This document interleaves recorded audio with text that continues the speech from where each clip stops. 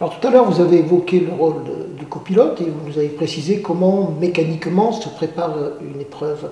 Mais mentalement, comment se prépare-t-on à affronter des conditions difficiles quand même? Mentalement, c'est vrai que je ne vous cache pas qu'il faut avoir un moral d'acier, surtout pour une femme. Savoir se faire respecter dans un milieu de machos et de machistes, si je puis me permettre, c'est vrai que c'est relativement compliqué. Maintenant, j'ai su faire mes preuves, j'ai su montrer mes résultats et pour moi, ça fait que payer. Alors revenons sur ce point précisément parce que on a pu lire sur Internet que lors du Monte Carlo 2012, vous faisiez partie du seul équipage féminin. Est-ce que cette montée en puissance des femmes, y compris dans les sports mécaniques, représente pour vous une avancée, un signe des temps et de libération? C'est vrai que j'ai la chance de copiloter Charlotte Berton. Charlotte qui est pour la 3e année consécutive championne de France féminine des rallyes. On a eu l'idée de s'engager sur une manche du championnat du monde qui était donc le Monte Carlo, rallye forcément le plus mythique au monde et en plus qui se déroule chez nous. C'est vrai que ce fut un immense privilège. On était seul équipage féminin. On aurait aimé qu'il y ait plus d'autres filles pour avoir un peu plus de bataille, mais malgré tout le résultat ne fut pas du tout ridicule, loin de là. On a très très bien fini et on a même fini, on a fait certaines spéciales des meilleurs temps que par rapport aux voitures de la même catégorie que nous. Donc ce fut une immense fierté. Comme je suis la seule femme et la seule française à rouler au Moyen-Orient, surtout la seule femme, là-bas vis-à-vis de la religion, leur culture, etc. Dans certains pays du Moyen-Orient, les femmes n'ont pas le droit de pratiquer du sport quel qu'il soit, comme l'Arabie Saoudite. L'Arabie Saoudite, les femmes n'ont même pas le droit de conduire. Ouais. Donc c'est vrai que pour moi c'est un privilège de partir rouler là-bas, surtout que je suis la seule française à faire ça. Puis en plus ça marche puisque je suis championne. Donc Alors précisément dans cette compétition, j'ai vu sur Internet aussi que lors du rallye du Mont Blanc, vous aviez participé à un véritable duel avec une autre voiture. Est-ce que ce mot duel peut être admis, y compris avec la noblesse qu'on lui suppose? Est-ce qu'il y a vraiment une grande tension entre les véhicules? C'est pas une tension, c'est vrai que le mot duel est plutôt bien employé, puisque c'est une vraie bataille entre plusieurs équipages, entre plusieurs voitures. Là, en l'occurrence, ça faisait partie du volant Peugeot, donc on était une vingtaine de véhicules engagés sur ce rallye, dont deux, nous battions pour la première place, donc les deux premiers, donc le premier qui fut Rémi et nous deuxième. Et on a fini à, je crois, de mémoire, 1 seconde. Deuxième derrière le premier à 1 seconde. Donc c'est vrai que ce fut une sacrée belle bataille, mais l'esprit sportif avant tout a primé. Et puis je félicite Rémi pour son résultat. Voilà, comment sort-on d'un pareil duel? D'abord, soi-même, je pense qu'on sort grandi, on sort plus solide, mais je pense aussi avec plus de respect aussi entre les véhicules, entre les équipages. Oh, tout dépend. Tout dépend.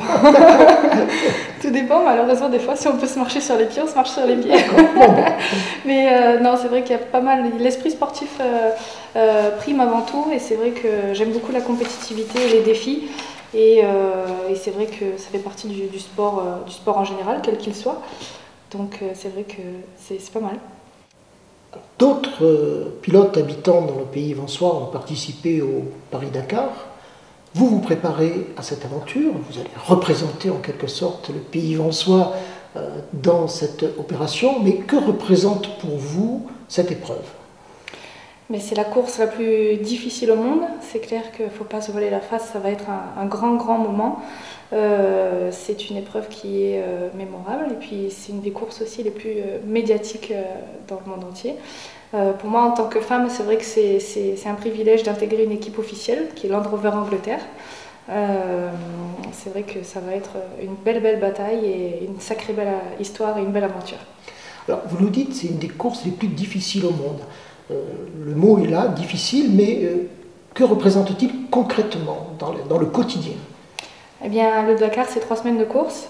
C'est 3 semaines intenses. C'est un peu plus de 9000 km parcourus.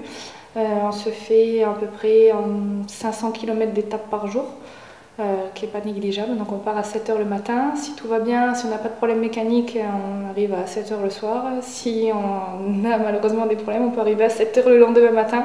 Donc là, c'est le mental qui va travailler, le physique, le mental. Et surtout, essayer de privilégier un maximum le sommeil. Quelques minutes de sommeil vont être primordiales. Alors le physique, car la configuration même de l'épreuve met l'organisme dans des conditions extrêmes. Oui, puisque on va traverser par exemple 2 fois la cordillère des Andes. La cordillère des Andes fait 4800 mètres d'altitude, donc il va falloir avoir le cœur solide, c'est le cas de le dire, pour pouvoir monter à de si haute altitude et une préparation physique d'aplomb. Et la chaleur joue un rôle important aussi? La chaleur aussi, puisqu'il va faire, selon les pays, généralement en Argentine, il va faire très chaud, notamment 45 degrés en extérieur et probablement entre 55 et 60 degrés à l'intérieur de l'habitacle. Bien.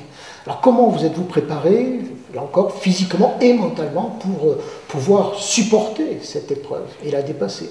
Eh bien, je remercie mon coach sportif qui a su tenir le secret depuis plusieurs mois et qui m'a entraînée quand je suis là entre 10 heures et 14 heures par semaine. Donc c'est entre 10 et 14 heures de sport intense par semaine et je le remercie grandement. Bien, alors nous arrivons au terme de cet entretien. Je pense que nous avons fait plus ample connaissance avec cette passion qui vous anime, mais je suppose que ce n'est pas l'unique passion dans votre existence. À votre âge, on a tout un éventail de passions. En est-il une autre que vous aimeriez évoquer? J'ai toujours eu la soif d'aventure, la soif des sports extrêmes, etc. Et c'est vrai que notamment les voyages me plaisent énormément. J'ai toujours rêvé de faire le tour du monde. Et c'est un rêve que j'ai pu réaliser il y a 2 ans maintenant, où je suis partie toute seule avec mon sac à dos. Et j'ai fait le tour du monde, en solitaire si je puis me permettre, et à pied en plus. Eh bien, le tour du monde à 22 ans, le Paris-Dakar à 24, tout ceci est particulièrement réconfortant car on sent vibrer un désir de vivre et une passion à travers vous. Et comme on le dit, rien de grand n'a été fait dans ce monde sans passion. Et je pense que les spectateurs de Vence Info vont être réconfortés dans leur vision de la jeunesse en voyant que les passions animent toujours nos jeunes. Merci de nous avoir reçus et merci également de nous avoir transmis cette flamme. Merci à vous.